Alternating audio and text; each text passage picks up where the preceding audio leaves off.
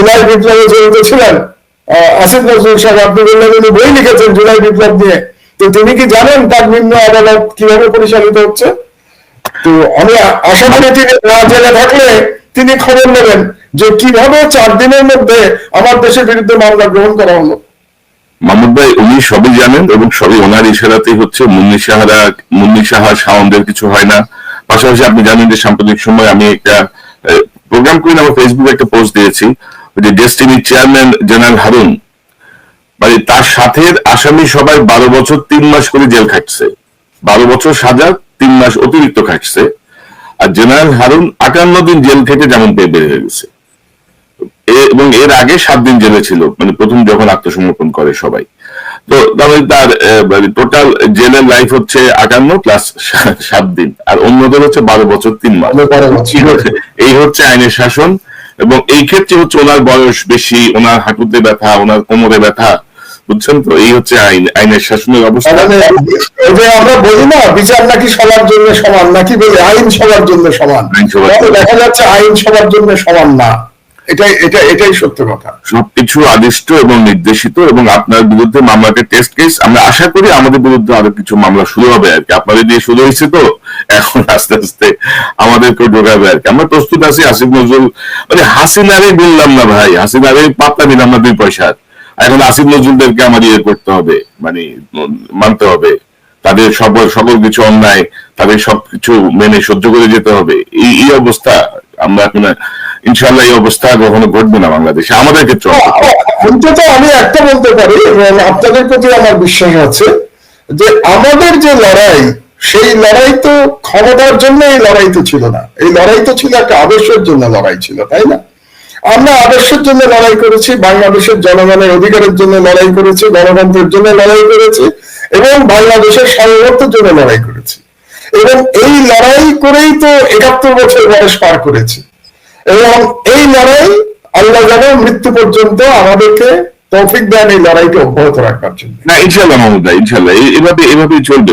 কোনো দেশের প্রশ্নে কোনো আপোষ নেই। আমাদের লড়াইটা তো দেশের জন্য, আমাদের লড়াইটা তো কোনো দল বা পার্টিকুলার পার্সনের জন্য না। এবং ডক্টর ইউনূস যদি, আমরা কিন্তু বারবার বলছি, ডক্টর আসিফ নজরুল গং সহ একটা গ্রুপ, যাদেরকে আমরা বলছি যে আপনি সরান, দেশের স্বার্থে সরান, আপনার সরকারের স্বার্থে সরান, উনি কিন্তু শুনছেন না। তো এই জিনিসটা কিন্তু ওনার মানে জন্য খুব বুমেরাং হয়ে যাওয়ার সম্ভাবনাই আমরা দেখছি, আশঙ্কাই আমরা দেখছি আর কি ওনার প্রতি। বুঝতে হবে যে এই সরকারের চরিত্রটা কিন্তু আমাদেরকে বুঝতে হবে। আমি কিন্তু কিছুক্ষণ আগে ডক্টর ইউনূসের প্রশংসা করেছি 3টি কারণে, কিন্তু তারপরে এই সরকারের চরিত্রটা কি? চরিত্র হচ্ছে এই সরকার সুশীল সরকার, এবং সেই সরকার এনজিও নিয়ন্ত্রিত সরকার। এটা যেন আমরা ভুলে না যাই, সরকারের চরিত্রটা যেন ভুলে না যাই। এবং এই সরকারের আমি একটা আর্টিকেল লিখছি, আগামী বুধবারে পড়বে নাকি, আর্টিকেলটা শেষ করেছি আমি সবে, এবং সেখানে আমি হিসাব করে দেখলাম এই সরকারে বিভিন্ন ক্ষমতায় মন্ত্রী এবং প্রতিমন্ত্রীর পদমর্যাদায় প্রায় 48 জন লোক আছে, প্রায় 48 জন। চিন্তা করে দেখেন, একটা অন্তর্বর্তীকালীন সরকারে প্রায় 1/2 ব্যক্তি মন্ত্রী এবং প্রতিমন্ত্রী পদমর্যাদায় আছেন। এবং তার মধ্যে আমি খুঁজে পেলাম মাত্র 4 থেকে 5 জন, এই 48 জন বা 50 জনের মধ্যে, যারা শেখ হাসিনার সরকারের বিরুদ্ধে লড়াই করেছিল, যারা ভিক্টিম হয়েছিল, কিংবা অন্তত আওয়াজ তুলেছিল। 90% শেখ হাসিনার সরকারের সময় হয় নীরব ছিল অথবা সুবিধাভোগী ছিল। তো that is the character of this government. আমরা এটা যেন ভুলে না যাই। কিন্তু দুর্ভাগ্যবশত আপনি কি রাজনৈতিক যে সরকার আসবে ইলেকশনের পরে, আপনি কি মনে করেন তারা আসলেও এই সুশীলদের খপ্পর থেকে তারা বেরোতে পারবে? আপনি তো একটু আগে আপনি যে প্রশ্নটা করলেন, আমি অন্যদিকে চলে গেছিলাম সন্তোষ শর্মা নিয়ে। এই সন্তোষ শর্মার মতো লোকদের নিয়ে তো এখনই টানাটানি শুরু হয়েছে, তাই না? আমরা বিএনপির অনুষ্ঠানেও তাকে দেখতে পাচ্ছি, আবার জামাতের অনুষ্ঠানেও তাকে দেখতে পাচ্ছি। তো এখনই যদি তাদের এই অবস্থা হয়, তো এরপরে যখন তারা ক্ষমতায় যাবে, তখন তো আমি খুব অবাক হবো না সন্তোষ শর্মা যদি মন্ত্রী হয়ে যায়। আমি আপনাকে বললাম কারণ এটা যদি মনে করে ভবিষ্যতের গণতান্ত্রিক সরকার যে সন্তোষ শর্মাকে মন্ত্রী করলে ভারত খুশি হবে, তাহলে আপনি অবাক হবেন না যে সন্তোষ শর্মাকে মন্ত্রী বানিয়ে দেবে, কারণ ভারতকে খুশি রাখতে হবে। এখন ভারতকে খুশি রেখে যদি এই জুলাই বিপ্লবের পরেও বাংলাদেশের রাজনীতি চলে, এর থেকে দুর্ভাগ্যের তার কিছু হতে পারে না। এখানে আমি একটু ছাত্রদের সমালোচনা করে নেই। মুশকিল হচ্ছে আমরা সবাইকে শত্রু বানিয়ে ফেলছি, বুঝলেন? আপনারাও বানাচ্ছেন, আমিও বানাচ্ছি। ছাত্ররা পারলো না কেন? ছাত্ররা পারলো না এই কারণে যে তাদের নিয়ে এত বিতর্ক তৈরি হয়েছে এত কম সময়ের মধ্যে। এটা দুর্ভাগ্যজনক। আমি এটা আশা করি নাই তাদের কাছ থেকে। আমি কিন্তু এদেরকে, এরা তো বয়সের সময় আমার সন্তান তুল্য, কিন্তু তারপরেও তারা যেহেতু লড়াই করেছে, তারা জীবন দিয়ে বাংলাদেশকে স্বাধীন করেছে আবার নতুন করে, এবং বিএনপির অনেক নেতা এটাকে দ্বিতীয় স্বাধীনতা না মানলেও আমি কিন্তু এটাকে দ্বিতীয় স্বাধীনতাই মনে করি। কারণ গত 15 বছর আমি তো অন্তত স্বাধীন ছিলাম না, আপনিও ছিলেন না, আপনি তো বাংলাদেশে যেতে পারতেন না, আপনার ফ্যামিলিকে নিয়ে আসতে হয়েছিল, তাদের জীবন হুমকির মধ্যে পড়েছিল। কাজে আপনার জন্য, আমার জন্য, আমাদের পরিবারের জন্য বাংলাদেশ স্বাধীন ছিল না, আমাদের জন্য এটা দ্বিতীয় স্বাধীনতা। এই জন্য আমরা আমাদের কৃতজ্ঞতার শেষ নাই এই ইয়াং জেনারেশনের প্রতি। এবং মাহমুদ বিএনপির গুটিকত নেতার বাইরে 90% জনগণের জন্য এটা দ্বিতীয় স্বাধীনতা। সেই তো, কিন্তু দুর্ভাগ্যের বিষয়টা হলো আমরা এই দ্বিতীয় স্বাধীনতা প্রাপ্তির জন্য এই ইয়াং ছেলেদের যতটা কৃতজ্ঞতা জানালাম, যতটা সম্মান জানালাম, তারা কি এই সম্মানের মর্যাদা রাখতে পারলো? এই প্রশ্নটা কিন্তু এখন আসতে শুরু করেছে। কিছু কিছু নিউজ আমরা যেগুলো পাচ্ছি এখন অত্যন্ত দুর্ভাগ্যজনক। এটা তো আমরা আশা করি নাই।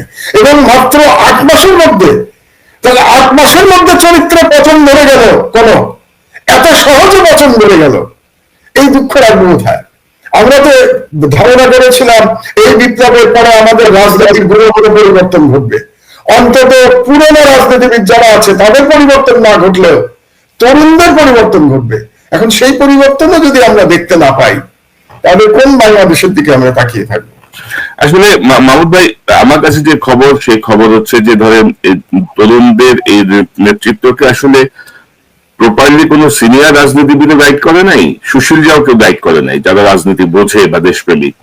তারা খপ্পরে যে পড়ছে আপনার বাংলাদেশের এবং বাইরের গোয়েন্দা সংস্থার, যেই গোয়েন্দা সংস্থার অধিকাংশই হচ্ছে হাসিনার পোষ্য। তো তারাই অ্যাকচুয়ালি তাদেরকে ডিরেইল করার জন্য একটা ভূমিকা রেখেছে। এটা আমি বিভিন্ন সূত্রে যা জেনেছি আর কি বললাম।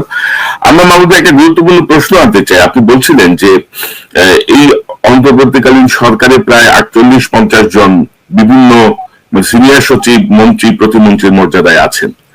আমি যদি একটু কম্পারেটিভলি যদি দেখি যে 111-এ যে সরকার ছিল, সেখানে আপনার সরকারি ছিল 10 জন, সেনাবাহিনী সমর্থিত সরকার। এখন এটা সরাসরি সেনাবাহিনী সমর্থিত আপনি নাও যদি বলেন, এটা তো সেনাবাহিনী ম্যাজিস্ট্রেসি পাওয়ার নিয়ে রাস্তায় আছে।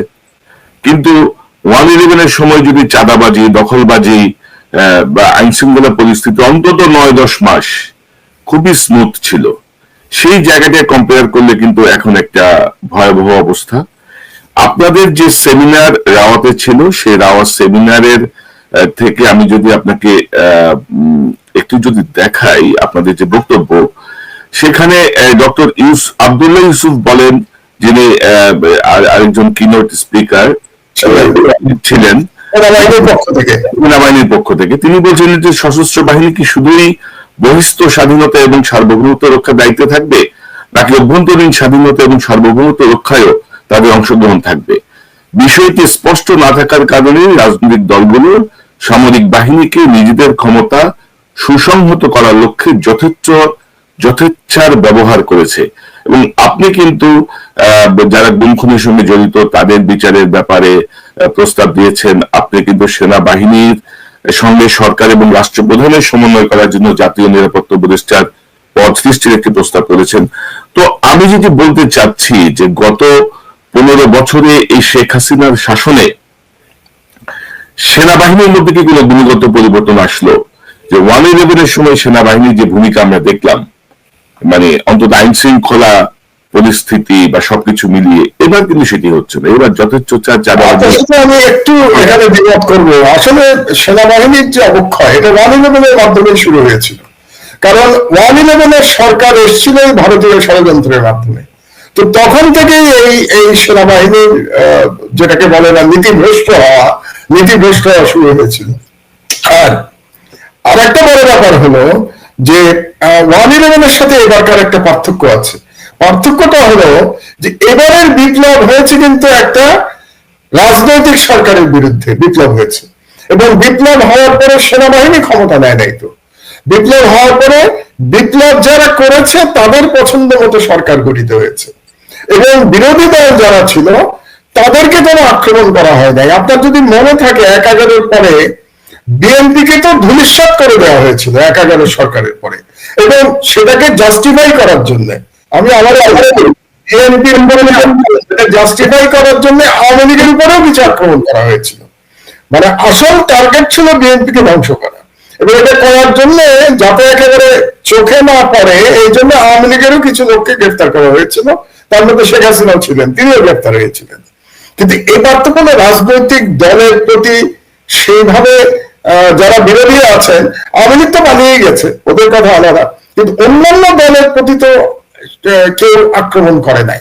তো এই কারণে অন্যান্য দলের পক্ষে দলের মধ্যে যে শৃঙ্খলা আসা উচিত ছিল, এটার দায়িত্ব কিন্তু রাজনৈতিক দলের, এটার দায়িত্ব সরকারের না। রাজনৈতিক দলেরই দায়িত্ব ছিল তাদের কর্মী নেতাদের কন্ট্রোলে রাখা, নিয়ন্ত্রণে রাখা। এটা গেল এক। আর দ্বিতীয় হলো যে এইবার কিন্তু একটা বিপ্লবের মাধ্যমে সরকার এসছে, আর 1/11 সরকার এসেছিল ষড়যন্ত্রের মাধ্যমে, ওটা একটা মিলিটারি কু ছিল।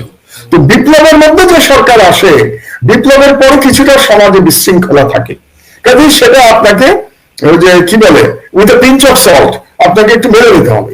বিপ্লবের পরে একটু বিশৃঙ্খলা মেনে নিতে হবে। কাজে 1/11 সরকারের চরিত্র এবং এবারের সরকারের চরিত্র একেবারেই আলাদা।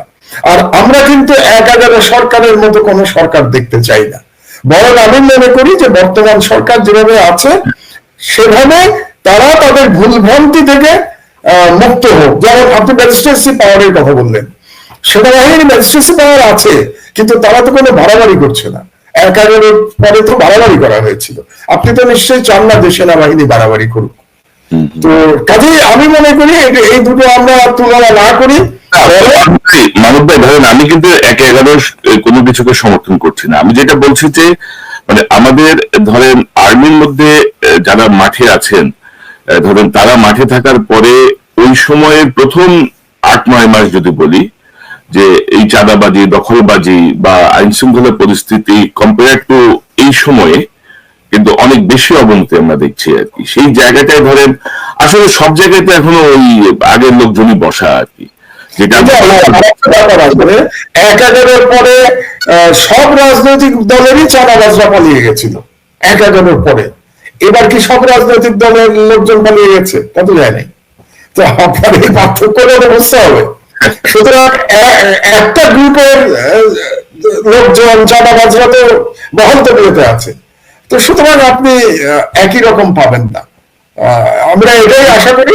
তবে আমি আশা করবো যে এই সরকার মানে আরেকটু শক্তভাবে রাষ্ট্র চালাবে। আপনার মনে আছে আমি ঢাকায় ফিরেই একটা কথা বলেছিলাম ইউনূস সাহেবকে উদ্দেশ্য করে, যে আইদার রুল অর কুইট, হয় আপনি শাসন করুন নাহলে আপনি চলে যান। আসলে একটা সরকারের হয় শাসন করতে হবে, তাহলে চলে যেতে হবে। তো এখন পর্যন্ত প্রফেসর ইউনূস প্রথম দিকের ভুলভ্রান্তি থেকে শিক্ষা গ্রহণ করে এখন কিন্তু তিনি বেটার চালাচ্ছেন আগের থেকে। হ্যাঁ, আমরা সমালোচনা করলাম সংস্কারগুলি তিনি করতে পারেন নাই, বা সংস্কারের কোনো আমি জানি না কোনো পরিষ্কার রূপরেখা ওনার মাথাতেও আছে কিনা, বা ওনার যারা উপদেষ্টা তাদের মাথার মধ্যে আছে কিনা, যে মানে কি সংস্কার চায় ইউনূস সাহেব, কি সংস্কার চান, কিংবা তার সরকার কি সংস্কার চায়, এটাও তো আমাদের জানতে হবে। ওনারা শুধু রাজনৈতিক দলগুলোকে জিজ্ঞেস করছেন যে তারা কি সংস্কার চায়, আপনারা কি সংস্কার চান এটা বলবেন না আমাদেরকে। তো সেটা তো আজ পর্যন্ত তিনি বলেন নাই। আমি যেটা আশা করবো যে ধরেন ইউনূস সাহেব বলেছেন যে ডিসেম্বর থেকে জুনের মধ্যে নির্বাচন হবে, আমি ইউনূস সাহেবের কথায় আস্থা স্থাপন করতে চাই যে ডিসেম্বর থেকে জুনের মধ্যে নির্বাচন হবে, এবং নির্বাচনে যে সরকার আসবে সেই সরকার একটা ভালো শাসন উপহার দেবে বাংলাদেশকে, এটা আমি আশা করতে চাই। কিন্তু সেই সরকার আসার আগে দুটো কাজ করতে হবে, বিচার সম্পন্ন করতে হবে। অন্তত যারা গণহত্যার জন্য দায়ী, যারা বাংলাদেশের অর্থনীতি ধ্বংস করবার জন্য দায়ী, তাদের বিচার সম্পন্ন হতে হবে, এটা এক। আর দুই, অন্তত একটা সংস্কারের ব্যাপারে ঐক্যমত হতে হবে। কোন সংস্কার? যে সংস্কারের ফলে আমরা কনফার্ম করতে পারবো যে আবার হাসিনা